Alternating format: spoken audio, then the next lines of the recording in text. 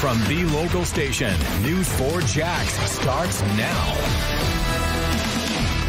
New information about this Jacksonville man sentenced to 10 years in prison for embezzling millions from Vystar Credit Union. We now have a better idea why a federal judge decided to, in effect, throw the book at Duane Sikes after listening to allegations of child sexual abuse during the sentencing hearing.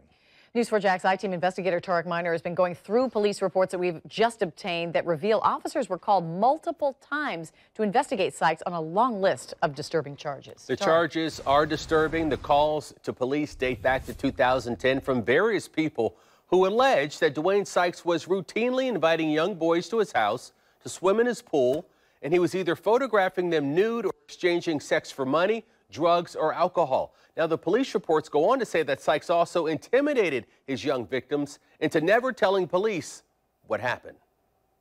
Did you threaten to make them go away? No response from Duane Sikes during his trial at federal court for embezzling $6.8 million from the Vystar Corporation by intercepting checks. The judge going against the recommended sentence of 5 years and instead doubling that sentence to 10 after hearing from 3 young men who claim Sikes molested them.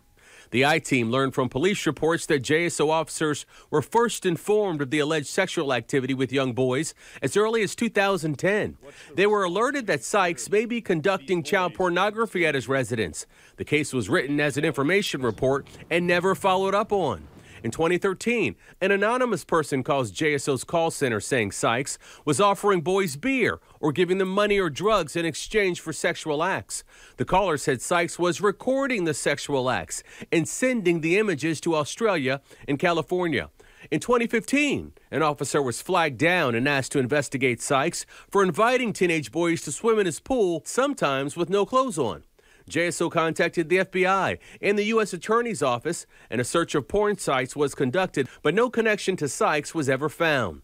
The allegations of child molestation are similar to what was testified about in court by 3 young men on Monday, who spoke on the record alleging Sikes abused them for years. The young men said that all of Sikes' victims were afraid to talk because Sikes threatened to send enforcers that would harm the boys if they went to police. Federal prosecutors ultimately said that because of the statute of limitations and the delay of the allegations being made, they could not get a warrant to search Sikes' home. JSO was contacted about Sikes and the abuse of young boys at least half a dozen times. Duane Sikes pled guilty to 1 count of mail fraud, embezzlement, and income tax fraud, officially starting his 10-year prison sentence just 24 hours ago.